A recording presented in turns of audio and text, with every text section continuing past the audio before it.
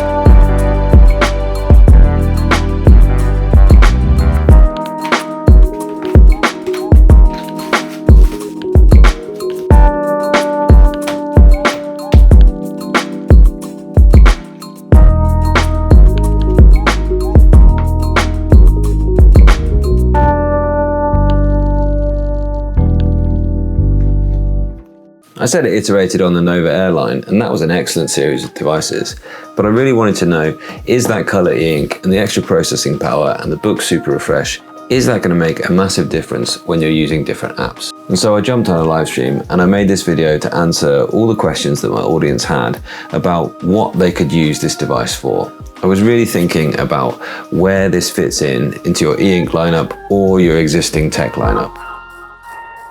And let's have a little look at the Tab Mini C, and yeah, here it is. Yeah, so I was trying to answer the question recently, what is the ideal e-ink tablet for travel? At Easter I made that video, it's gone down really well, so thanks very much for that. I came to the conclusion that probably the Nova Air line was the one to go for, the Nova Air line. This sort of size, 7.8 inch screen, e-ink screen, it's absolutely fabulous. However, interestingly, most of the time whilst I was traveling, what I actually did whenever I wanted to look something up or even just read something quickly was I pulled out my phone, and my phone is a Z Fold 3. This is the one I tend to use. It's really, it's an excellent phone because it has that big screen in the middle. So you've got this amazing computer essentially in your pocket. And I took the Nova Airline, and actually it was one of the ones that I pulled out least. So recently I've switched over to the Jelly 2E, which I made a video about this, using this and being kind of conscious about how I was using tech. And really I think that, well, I've come to the conclusion I've actually bitten the bullet and gone back to the main phone, because I just you know, it didn't really do it for me, that phone. It was excellent. I really liked the whole idea of it, and it did get me thinking again about tech. But really what I'm thinking now is I would love an e-ink phone, and maybe that's the future for me. Maybe having the big phone where you have an OLED screen on the front and you open it out to have a big e-ink screen with a pen stylus that you can then write on inside would be incredible. And we're getting there with this. You know, this Tab Mini C is you know, similar in terms of it's got some powerful computing specs. It's not quite up there with that, but it's similar in terms of what I would want that interior screen to be. And, you know, thinking about this screen and using it for a few days, I almost use it like that interior screen on that phone. And, you know, I even type in this way where I've got two thumbs on a keyboard, just automatically, that's how it happened. And, you know, when I use X tiles on here, when I type into quick notes on here, just like I do on the phone, you know, that it was an incredibly natural experience going to this sort of size, and it lends itself to using apps more than the Nova Air did. And so this is really interesting. Maybe this could be the one, this small tablet could be one of the ones that I actually take with me to the US this summer. It could actually be the best e-ink tablet for travel. So stay tuned for a bit of an update on that e-ink tablet for travel just coming up this summer. In this one, it's the Tab Mini. It is different to the Nova. It's got that GPU that's going to have a hit on the battery. It's not going to be the best battery performance out there. And it is different, obviously, to the Tab Ultra C. So when I first got the Nova Air, I honestly wasn't that keen. I was a bit like, why would I use this when there's the Note Air 2 available as well? And really, it took me a while to get into this tablet until I got into using Kindle on it and using side by side. And I've already seen somebody's asked for Kindle and how does that work on it. So let's fire straight in with the Kindle. Why not? What have I been reading recently? I'm still finishing off the Epic there. But as you can see, it's now the Kindle app is actually doing as the Kindle Scribe does. And you actually have access to your send to Kindle Word documents. They come through as little PDFs. As you can see, it looks really, really great, actually. So let's fire into Epic Classroom, and then I'll have a little look at the Economist as well, if that's still there, because I thought I'd cancelled that. And the other thing that I noticed was actually you had in here, you had your notebooks. Yeah, there they are. You have access now within the Kindle app. If you're a Kindle Scribe user, you have access to all of your notebooks. So this could become a really nice companion to the Kindle Scribe if you're somebody who has gone down and looked at that. I chucked my Kindle Scribe into the hands of a 9-year-old that visited, and he actually really, really enjoyed drawing on it. So, and this is one of my drawings here. So yeah, the Kindle works really, really nicely. And so what I was really doing was I was reading lots of Kindle Unlimited documents with a notebook side by side. And I think that that's the only really way that side by side makes sense on this size of screen, because it's too small to really use two apps side by side, in my opinion. Maybe this Tab Mini C has actually cracked it, whereby it's actually big enough to have two apps, or maybe it's better for using apps, therefore, because of that color screen. I've had a couple of questions about why does it come with this pen rather than the one with the eraser, which I think is a very interesting one. It's worth me acknowledging that. Well, I think the one with the eraser is it's almost like too big for it. It doesn't make any sense of that. Of course, it does fit. If you've got the Pen 2 Pro, then, you know, it does fit. It's perfectly fine. It will still clasp within the case that they've done, which I'm glad to see they've gone back to this style of case with the flip cover here to stop you losing the pen. But it just does sort of make more sense with this pen without that eraser, because it is a little bit smaller. It's also a little bit lighter, is another thing that I would say about that as well. I also had a couple of people ask me recently about the pen that they often see me using, which has this orange tip. I think that this was a limited edition when they first released the Pen 2 Pro. So I don't think you can actually buy this one at this point.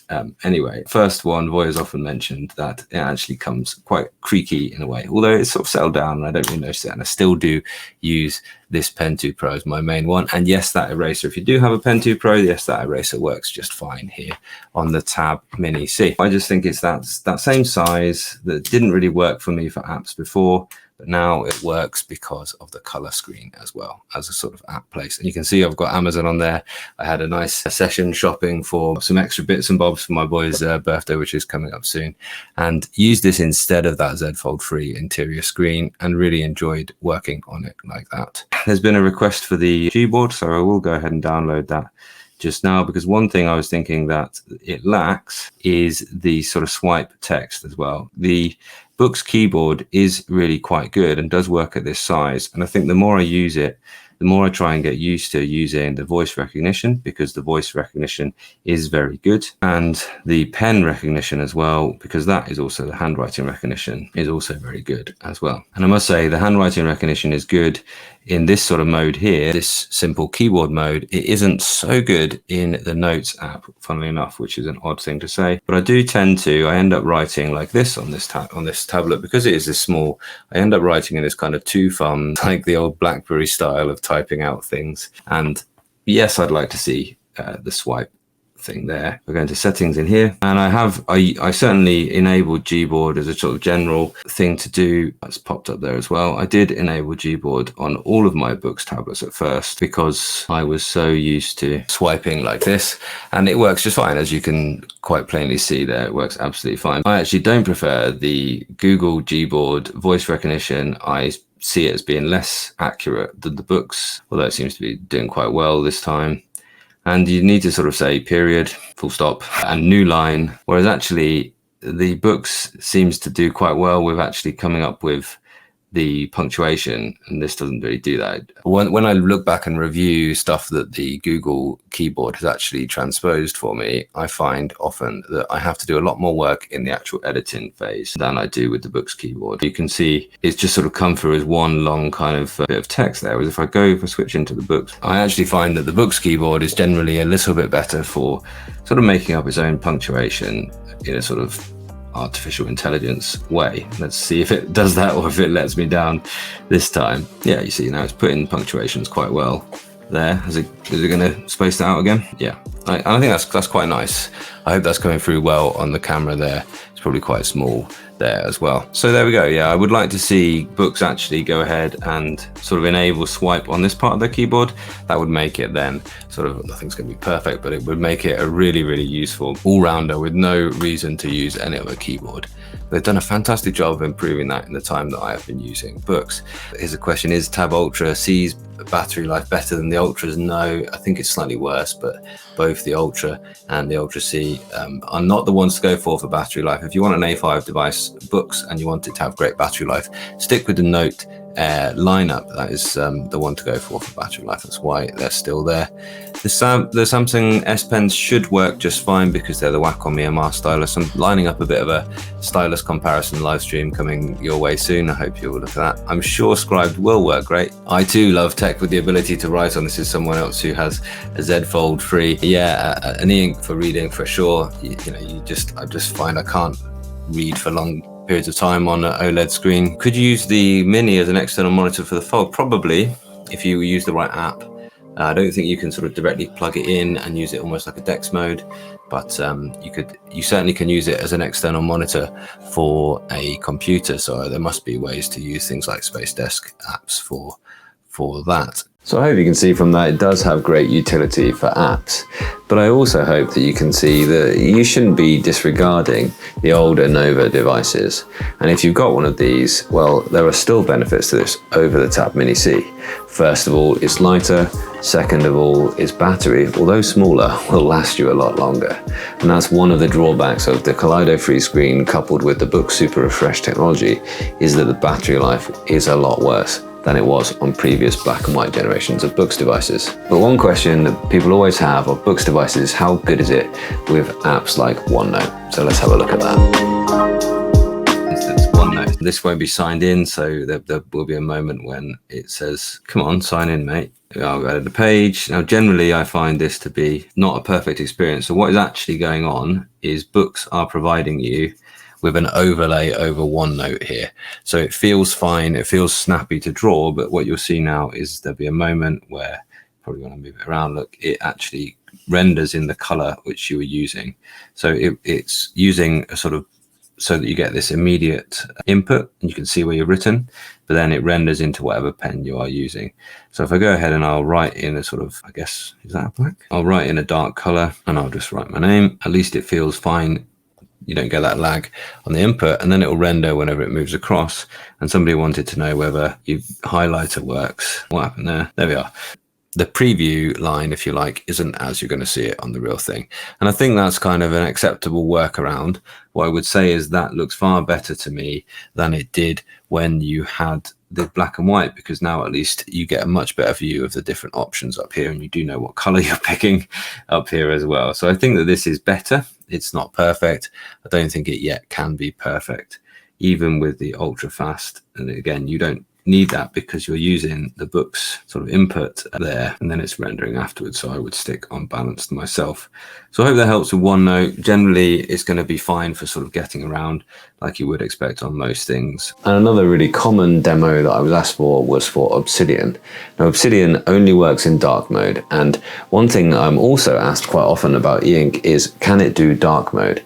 Well, you don't really need it to do dark mode for a start because the screens are reflective. Dark mode works great on an OLED screen, like my phone screen, for example. Dark mode is really very useful because it means literally the screen is emitting a lot less light, and my phone lives in dark mode. This just means that I've got less light actually shining towards me at all times. Better for the battery as well. E-ink, because it's using reflected ambient light, or indeed light reflected from its front lights, does not need dark mode. It's no less eye-friendly because the background is white and the text is black. Also, what you'll notice though is that it doesn't look good in dark mode because you get far more ghosting when you have white on black for some reason with e-ink than you do when you have black on white. And also the book Super Refresh technology I've noticed is amazing for clearing out white space, but it's not so amazing for clearing out black space or color space. So you really want to be sticking with apps that are running in ordinary light mode, if you like. And this, incidentally, is not just peculiar to e-ink. The RLCD monitor that I have here, the Sun Vision display, does not work well in dark mode apps. That's why I struggle to use Video Editor on it, because it's just harder to see when you're using reflected things. It's harder to see white on black than it is to see black on white. I don't know if that's just something that we're used to as human beings because we're used to seeing black text on white paper, but certainly e-ink or e-paper of any description is better when it's running with dark on lighter colors. But what about Obsidian? So this is an app which isn't actually optimized there. How does this work? It's fine. Allow that. It's creating a vault. Fine. Enter a vault name. Sure thing. There we go. And I'm really, the one thing I'm really trying to do is to use that books thing there. No file is open. Well, let's create a new one then. This is a new Obsidian file. Enter. Now I can type. So I think this looks fine. I don't know whether you can get this to work in light mode. This seems to work just fine indeed. Generally, what you'll see if you use dark mode is that you do get more ghosting in that dark mode. You can see that there as well. I would hesitate you to switch your apps into dark mode on an e-ink tablet of any sort, to be honest, because you just don't need to. The reason to use dark mode is less light actually blaring out at you. You don't need any extra light when there's plenty of light to reflect off a reflective screen. So I had a hunch that the Tab Mini C would be amazing for artists. It's so portable and it's got such a good pen. And it is really very, very good. I also thought about the larger devices such as the Tab X for drawing as well. But of course with the Tab X, you're not getting that color. The thing about that color, however, is that you've only got the choice of, I think, 20 different colors, and those include the shades of gray and black. I'm not sure why that is. I'm not sure why books are still not making it possible in the native note-taking app just to give you any color the screen can produce. And no, before you ask, it is not possible to really use any Android drawing app because the pen latency will make it pretty much impossible to enjoy drawing on anything other than the note-taking app. The pen latency is excellent in the native books apps, but it's horrendous in other third-party apps. So of course, I've said this so many times, books, please can we have a proper drawing app on these devices? It would make it so much more powerful. They have improved the note-taking app for drawing because they've improved the pencil tool such that you can, in version 3.5, you now can do both pressure and tilt in the same pencil tool. And that's something that their competitors such as Remarkable and Kindle Scribe have had for some time. But even then, you're still trying to draw in an app which is developed for notes. And really what we need to see is an app developed specifically for drawing. The other drawback with drawing on color e-ink is that the colors look one way on the e-ink and they look a totally different way when you export that file afterwards. So you really have to be aware of that whilst you're drawing. That you're either going to only ever see that drawing on color e-ink, which is fine, always looks the way that you drew it, or you're going to have to bear in mind what those exported colors are actually going to look like, and they look drastically different. You could, I suppose, you could actually turn the front lights off and you could just scan this as you would scan a piece of paper, but that's a kind of digital art workaround from the 90s. Let's dive into the content. Drawing on the Tab Mini C, it's a good time. The first thing you need to know about drawing on, well, any Onyx Boox tablet is that they use the Wacom standard EMR pen, which is very accurate and very responsive to pressure. But now with the Tab series, they've also added tilt. And what that means is your pencil line gets thicker when you tilt the pen, which is just like a normal pencil. It really is intuitive. If you're used to using normal pencils, having tilt is a must.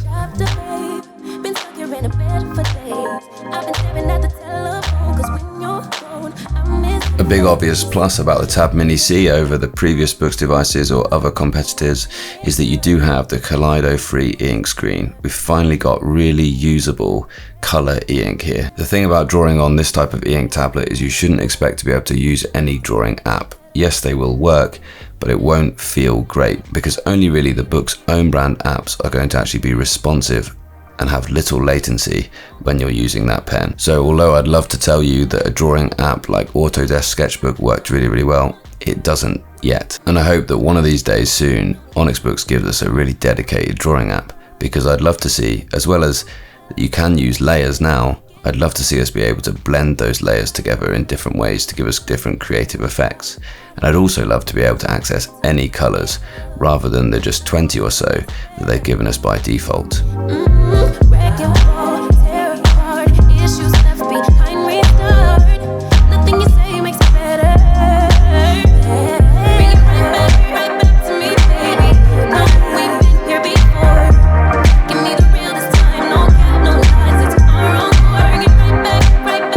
But actually what you've got here is a pretty compelling little e-ink sketchbook. It's about pocket sized. Well, you gotta have large pockets for it, but it is A5 size in terms of the screen area at least.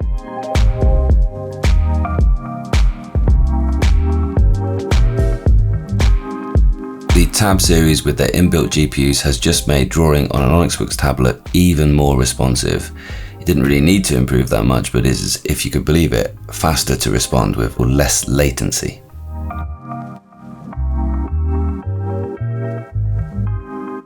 And in the Boox Notes app, you can store 5 different preset pens. So you could have your favorite 5 pencils or pens that you could actually switch between, all with different colors or line thicknesses.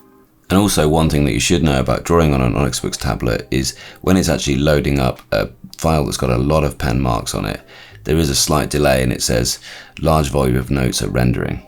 But once they do render, the strokes do look really good. There's a really nice quality to these drawings. Well, let me know what you think of this drawing of Live to New Build. I think that this has been a real pleasure, frankly, to have this tiny little e-ink sketchbook and just enjoy drawing outside. You can finally export your drawing either as a vector-based PDF, a bitmap, or a PNG file. And so you can then share that out off the Android tablet in any way that you could share any file. You could actually just plug this into a computer via USB, or you could email it to yourself or upload it to Google Drive or any cloud share platform. Nothing you say makes it better.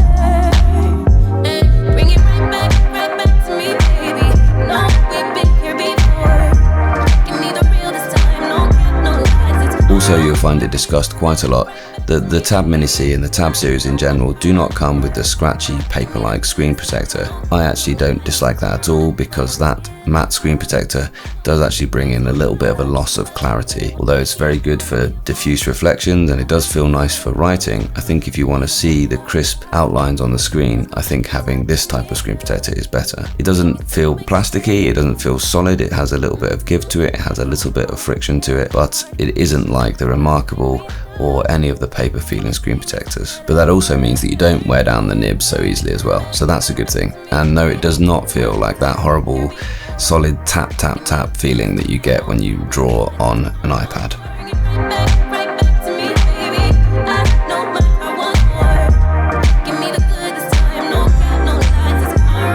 Another thing to note about the Tab Mini C is I am actually drawing here with the magnetic case on, so it's not massively noticeable, but there are points on the screen where the actual precision of the pen is actually interrupted by the magnetic case. especially around where the clasp is wrapped around behind the screen. So in many ways, having a non-magnetic case is actually better, especially for drawing on an e-ink tablet.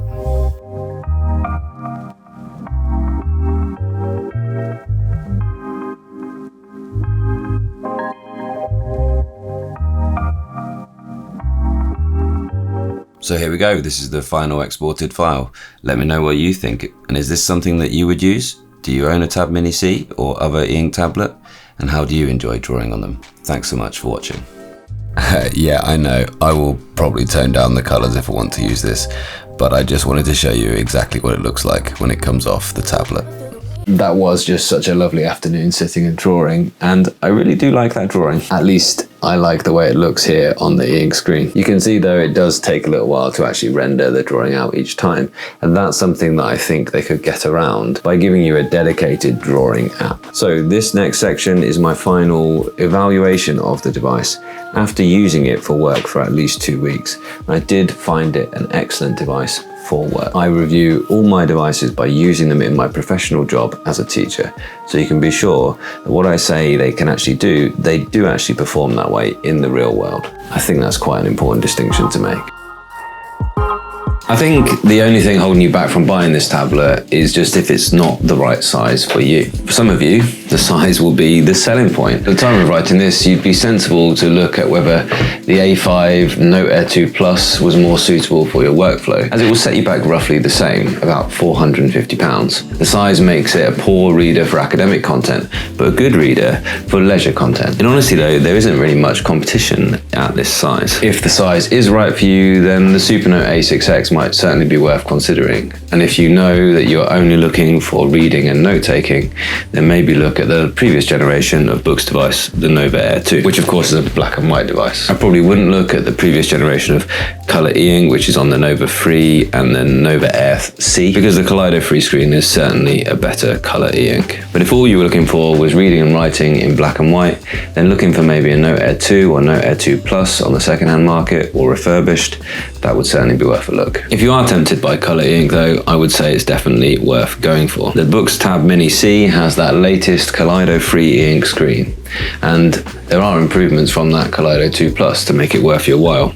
It's 300 dots per inch in black and white and 150 dots per inch in color, and that's just enough. I remember when I used to print things at an architecture school, the printer always said that 150 dpi is where the sort of naked eye stops being able to discern individual pixels, and the 300 dpi in black and white just makes the text really clear and crisp. But pause here and actually reflect if you really do want color and if you really do want this size. The screen gives you crisp black and white 300 dpi, but that isn't actually new at this size, and the trade-off for color is the darkness of the white space on the screen. It is considerably darker than the equivalent black and white screen, and that's just enough to maybe choose to stick to black and white if you know you are only interested in words. Although there are many people who are reporting that they actually find it more comfortable to read in this lower contrast. People like the look of the grey background. It's often said that it has a sort of newsprint quality to it. This is with the lights right off, by the way, it looks really good. However, when you want to get more bright, vibrant colours from it, you are going to be choosing to run that front light at least 50% and more balanced towards the colder light end. I mean, it looks great, but that's a fair amount of, albeit reflected, blue light, and your battery life will also take a hit from running those lights. The colour space is higher resolution than it was on the Kaleido 2 Plus. That was only 100 dpi, and so it does give you excellent colour rendition, even down into the details. Boox is doing really well with this screen, and it's developed algorithms to present colour images better than anyone else, in my opinion.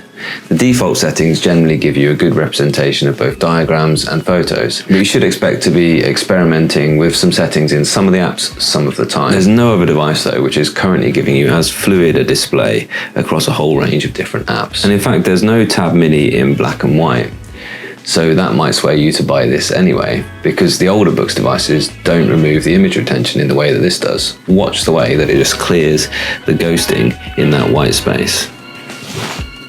Can you see the way it just clears that ghosting in the white space without having to do a full screen refresh? And then the question is, do you need a pen at all? And if you do, there are black and white options that have the Boox GPU enhanced screen. Well, there are two options actually. It's the Boox Page, which this is the Leaf 2, but the Page is a similar size device to this, and the Boox Palmer. Both are smaller and without the Wacom pen. This keeps the price down, but you still get that amazing clarity in the screen. But if you're looking for a note taker, of course, you're going to want the pen. And the pens are what truly makes the difference between this category of device and the humble e-reader.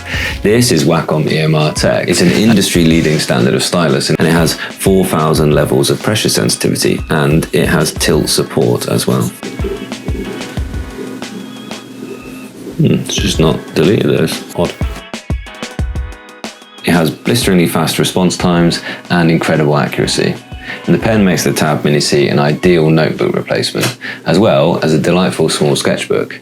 I just love both use cases. But then we get back to the size. Both for writing and sketching, I prefer just that little bit more screen real estate. So I would be thinking either about the Boox Tab Ultra C or the bigger but black and white Boox Tab X. So this is the decision. I would not want this to be the only e-ink tablet that I owned. But as a companion to one of the larger Boox devices, this is amazing. All of the notebooks are synced across each of your devices in the cloud. And as this is Android, you can find ways to fit this into your already existing ecosystem of web locations. It's a useful companion. Perhaps you're already the owner of a larger Boox device, maybe that's a few generations older, but this could be a great partner to that device, and it would let you find out just what all the fuss is about with this Boox Super Refresh technology and the latest Kaleido-free screen. You'd have all your notebooks in either device, and that's brilliant. Your big one on your desk and your little one in your bag. But maybe you're already the owner of the Boox Tab Ultra C, good choice, and perhaps this isn't the best new e-ink device as a companion to that, as there's too much overlap between them. However, then the Page or the Palmer, that could well be a companion device to the Tab Ultra C. Then there's the elephant in the room, which is the battery life. Boox did increase the battery size in this device, so much so that they've had to make the back of it bulge out slightly to fit it. And it is true, whilst I'm just showing that magnetic case, that you do get a bit of a wobble near the clasp, but not as much as some other devices that I've tried. And just generally you get a wobble in any location where the magnet is holding that on. So if you want to do drawing, then you need to take it out of its magnetic case, or you should buy a bucket case for it. Although they've increased the battery size, the battery life has decreased when compared to the previous generations of the A6 or 7.8-inch devices, the Nova Air line. That might be enough to dissuade you from buying it. However, this is a new high watermark for this form factor. There's no doubt that this is the best e-ink tablet of this size. It's incredible what Boox have got out of this technology. It might well be the right one for you just based on that. And it might well be the right device for you if this is your first foray into e-ink tablets. It might just be perfect. It seems that it's just perfect for someone in my life, because after lending it to my wife to use as an e-reader on our travels, I've yet to get it back. And there have been no complaints from her about the screen contrast or the battery life. She's loving it, frankly. We tested it side by side with the Big Me equivalent of this device, the S6 Color.